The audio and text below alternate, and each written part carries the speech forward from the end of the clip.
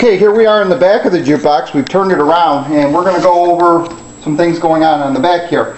Number one, in order to get into the back, you have the top door here.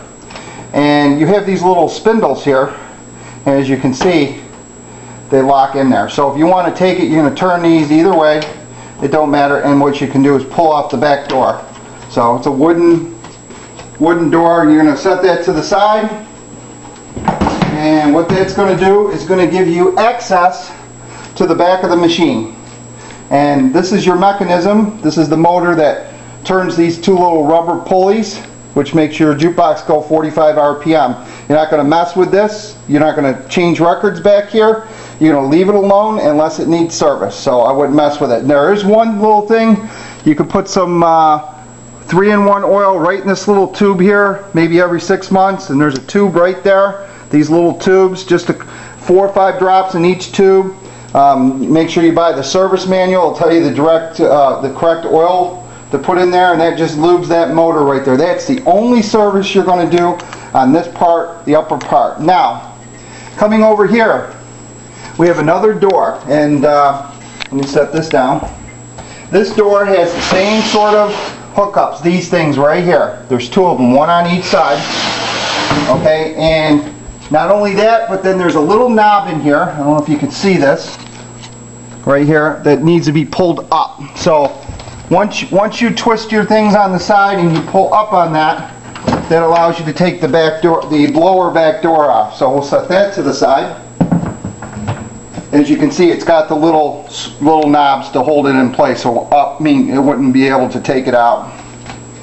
Okay, now as far as down here, we're going to shine a light in here. As you can see, in here there's channel A, and there's a knob for treble and a knob for bass. I have it set on 4 for treble and 2 for bass, and then there's a hookup for the remote. So basically, you're not going to really mess with that unless you want to change the treble or the bass. Okay, on the back of the jukebox, you have several buttons down here. This is your loudness button. You take a little screwdriver. I'm going to buy you that little key. This changes how loud your jukebox plays. Okay? This is a switch for putting in different jacks and stuff like that. You're going to leave it set here. You're not going to change this. This is your cancel button. When you're playing a record and you don't want to play it anymore, if you push that button in and you hold it, it'll stop the record for playing. Okay? This is the on-off switch for the jukebox. Okay, I just turned it off.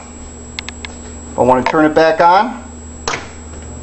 Now she's on and the lights come on. Okay, now let me see that camera. Alright, coming down here, we're going to shine the light on situation. Alright, Corey, you want to hold this just like that? Nope, the light just like that. Okay, this is your amp in here. And as you can see, there's a bunch of tubes in here.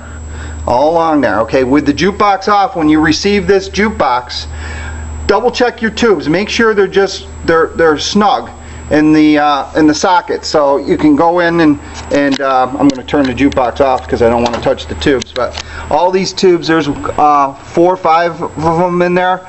There's a couple up here. So basically, you're just going to push and make sure they're inserted all the way in. Okay, if one of these is loose, that wouldn't be good. So during shipment, one of them could wiggle loose a little bit. It might not be all the